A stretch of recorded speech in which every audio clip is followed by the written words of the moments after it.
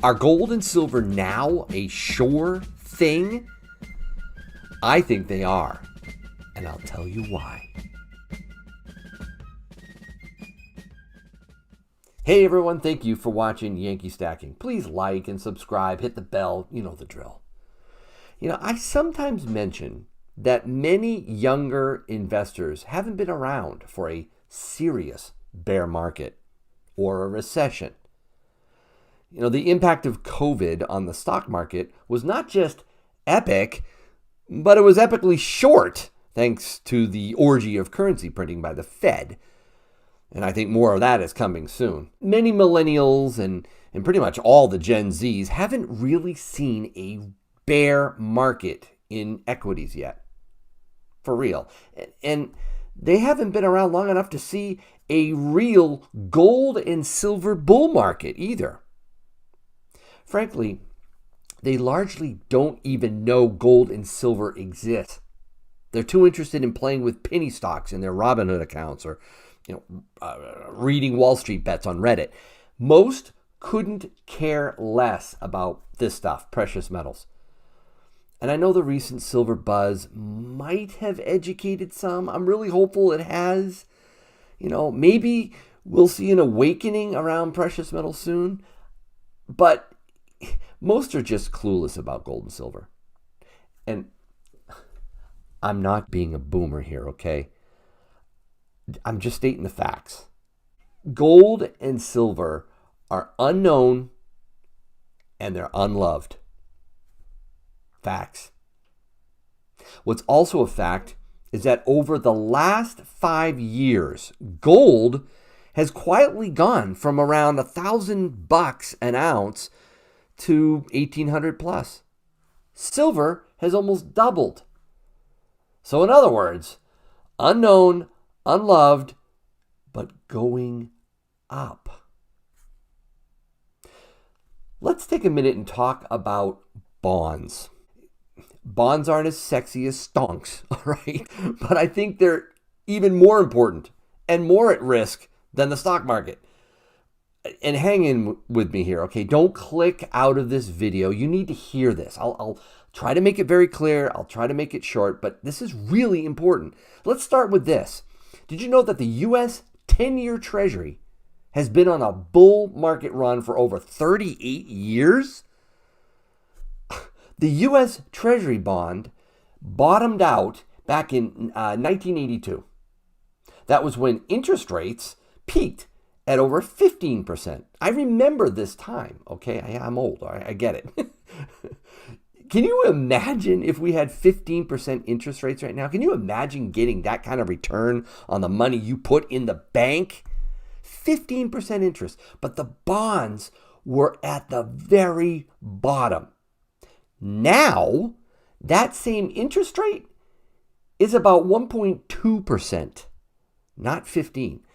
That means that the interest yield on the U.S. 10-year Treasury has fallen by 92% in over 38 years.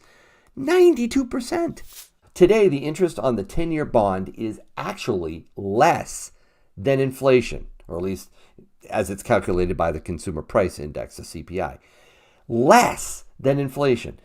In other words, if you give the government your hard-earned money for 10 years, they promise you that they will give you back less than what you gave them. Nice deal, huh? Forget sexy. That is butt ugly, folks. That's what gold and silver are up against. And in my opinion, that's not a fair fight. See, gold traditionally trades the opposite to the bond market. Okay, so when bonds are doing poorly, gold does well. And of course, when the bonds are doing well, gold does poorly. That's usually how it goes. I think the bond market, though, is in for a crash of epic proportions. I'm guessing that crash is going to happen in this decade. Now, some people subscribe to this theory called the milkshake theory. I don't know if you've heard of it before. It's espoused by a guy named Brent Johnson, sharp guy. He says that both precious metals and the US dollar are headed higher in the short to midterm. Both of them going up at the same time. I don't think he's right. I think the dollar is going to go down much faster over the next 5 years. In fact, I think the dollar index, the DXY, is at 91, I think, today. This is Saturday. I'm recording this. 91.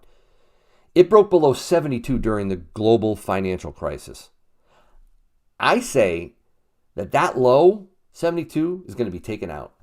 And I think it's going to be taken out soon. See, faith in the US dollar, which is currently the world's reserve currency, you know this, right?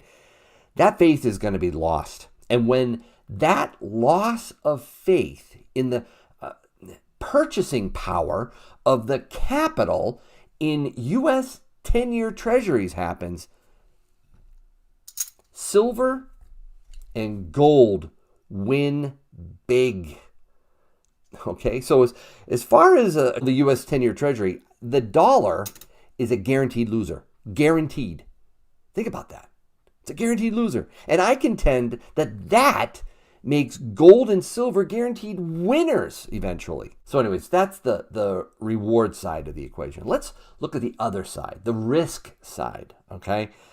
And it's pretty obvious what that is, guys. It's the debt, all right, at every level.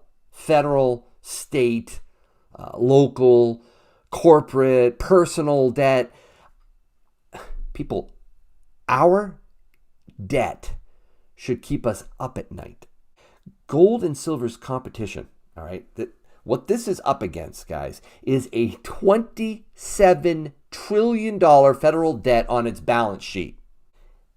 That doesn't even count the almost $160 trillion in what's called unfunded liabilities or off-balance sheet debt. Okay, the debt that you don't see straight up. In other words, empty promises our government made to you and me. Republican and Democrat governments, by the way, doesn't matter. All right. I'm 54 years old. I am getting ready to retire. All right. At least I hope I can. Yankee is about to become an off-balance sheet liability. What do I mean by that? I'm about to get Social Security, Medicare, all the stuff promised me from a broke federal government. How are they going to do that? How are they going to deal with the stuff that they've promised? Well, let's think about this. Taxes, sure. I mean, they're going to go up soon enough. But we take in trillions less in taxes than we actually spend every year. So that's not going to work well. They could cut entitlements, right? Or renege just on their promises. I can see that happening. They're going to move the goalposts. At some point, they'll dismantle the goalposts at some point. That's coming. Maybe I won't get Social Security. Who knows, right? But the easiest thing and the most economically dishonest and immoral thing that they can do is print all the currency they want. But whatever we do, we're never, ever going to pay off our national debt. It's unserviceable, folks. Which is horrible for our future standard of living, terrible for my 3 children, but it's fantastic for gold and silver. You see, we're in an economic box, and there are only 2 ways out of this box. We can either inflate away the current value of our debt by devaluing the dollar and actually revaluing gold and silver at the same time, or we can default. We can declare bankruptcy. Shoot, we're already bankrupt, but we could declare it formally. That's it. Those 2 options. The first option that I mentioned is the hyperinflationary endgame. The second is the dollar reset you've probably heard of. Both of those options would cause instability and complete lack of faith in our system, which is, again, terrible for our American way of life, incredibly good for gold and silver. So, there it is, guys. Opportunity and risk. Is gold and silver now a sure thing? I think they've been a sure thing for a while. Don't wait until everybody figures this out. You need to stack physical silver and gold right now. Thanks for watching. I really appreciate it, and I hope your day is A-OK.